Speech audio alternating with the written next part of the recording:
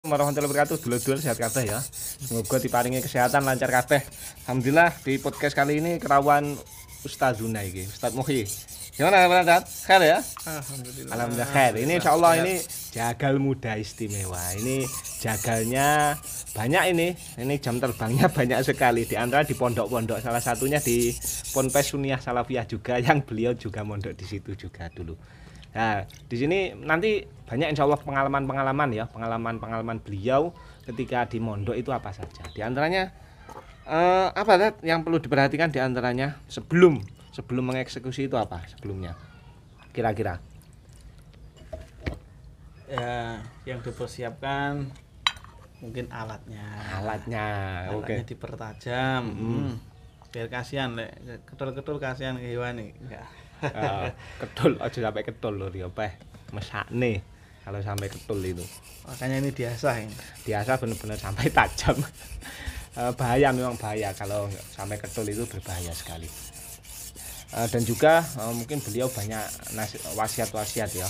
Apa kayak dari guru-gurunya beliau yang di pondok itu, mungkin wasiat-wasiat beliau itu bisa kita ambil ibrohnya ya buat ketika kita menyembelih. Di antaranya apa Ustaz? Ngomong dari wasiat-wasiat guru-guru ketika menyembelih itu apa yang perlu diperhatikan itu?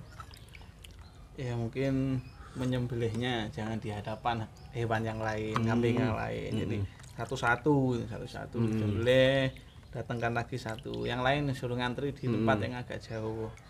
Cuma mepet-mepet. Ya, bener loh, bener.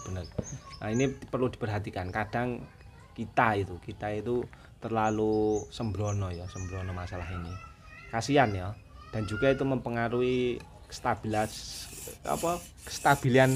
emosi hewan, stres hewan yang membuat kualitas daging itu berkurang. Kalau terlalu stres biasanya juga membuat apalagi kambing iso gare prengus ya.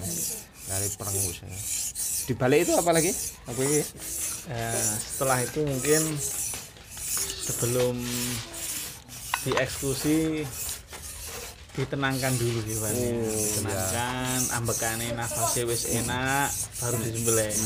Atau langsung tiba baru disembelih. ini juga pukulan ya kadang kita itu. Alah blok penting kesuwen wes, soalnya penting jegal blek.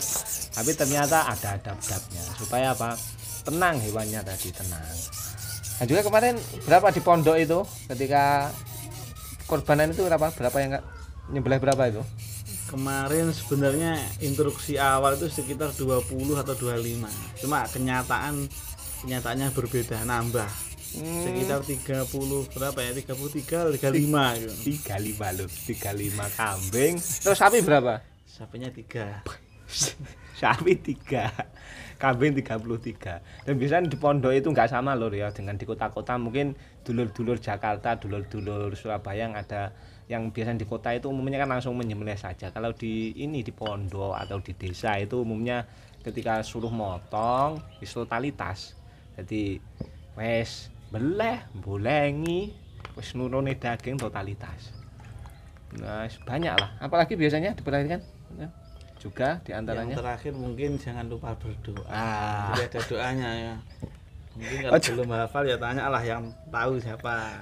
Wes dungane aja lali lho. Wes maca kertas enggak apa-apa wes. Ini lebih baik daripada enggak berdoa lah. Jadi doa-doanya yang waris di antaranya tetap jangan lupa bismillah. Apalagi kan? Bismillahirrahmanirrahim. Yang ketika eksekusinya di antaranya juga biasanya apa sholawat sebelumnya membaca sholawat lah. Diperhatikan itu penting sekali. Dan juga beliau ini istimewa ya. Beliau ini eksekusi banyak tapi pisaunya standar deh. Biasa yang ekonomis. Pisau apa? Pisaunya Jarvis. Pisau Jarvis loh. Ini 100 ribuan ini. Coba lihat Tat ya. Nah, ini tuwajem loh Lur ini Lur. Ini tuwajem. Coba ya. Tak stropping dulu, ini cuma batu ginian aja loh. Ini Hasan Ustaz Muhyi ini lihat nih ya. Ini sudah tuwajem ini. Kalau dilihat landep lur. Ini sudah luandep sekali lur. Ini padahal belum di-grade halus lur ya. Ini Jarvis saja bisa mengeksekusi lebih dari 100 kambing.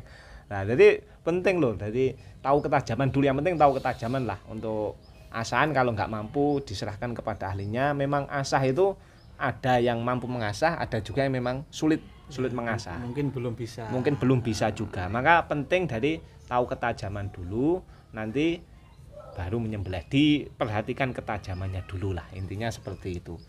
Inilah istimewa, ini patut ditiru ini.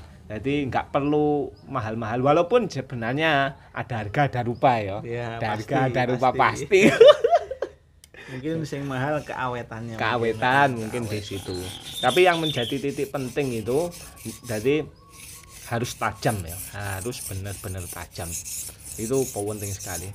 Nah besok berapa Tat? Kira-kira Tat? Rencana berapa rencana?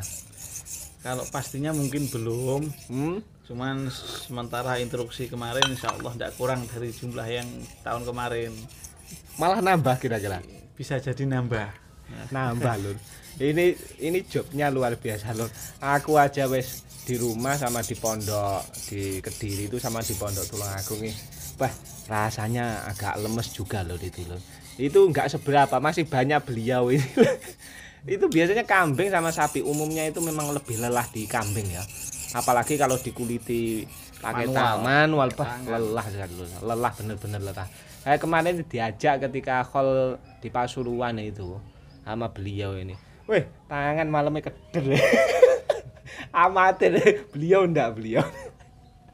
Aduh, kurang jam tayang ya mungkin di antara kurang jam. Di antara kurang jam tayang itu memang perlu ya. Jam tayang sama latihan itu juga perlu. Di antara memang ilmu yang tadi ya, yang harus dipraktekkan itu di antaranya sembelih itu ya. Sembelih. Di antaranya sembelih, haji dan mandikan mayit. Oh ya, itu kalau belum praktek enggak bisa itu. Oh berarti 3 ilmu ini perlu lah ya. Jadi tadi menyembelih, haji, sama juga memandikan mayit. Ini 3 ilmu walaupun sealim apapun kalau nggak praktek ini nggak bakal bisa. Jadi penting diperhatikan ya. Belajar pokoknya, belajar. Tapi sedikit demi sedikit nanti insya Allah ya. Ini konten edukasi, untuk konten bakulan besok ada loh. Insya Allah besok ada. Yang penting ini edukasi lah, podo bantu nih. Memang saya ada kekurangan, ada kelebihan. Satu ada kelebihan, satu juga ada kekurangan. Nah di sini kita ambil ibrah dari teman-teman kita, dari ustadz kita yang ahli di bidangnya. Mungkin ada lagi ustadz apa? Mungkin sementara itu dulu. Alhamdulillah. Ini cukup sedikit tapi mentes padet ya, mungkin begitu loh ya. Ada kurang lebihnya minta maaf. Mungkin ini bisa membantu, silahkan komentar. Mungkin ada saran, ada masukan supaya semakin berkembang loh ya. Insya Allah ya, ditunggu besok ada pisau-pisau murah berkualitas ya, pisau murah berkualitas yang insya Allah ya sangat cocok di kantong dari produksi Tulungagung. Dan kurang lebihnya minta maaf. Allah taala alam. Assalamualaikum warahmatullahi wabarakatuh.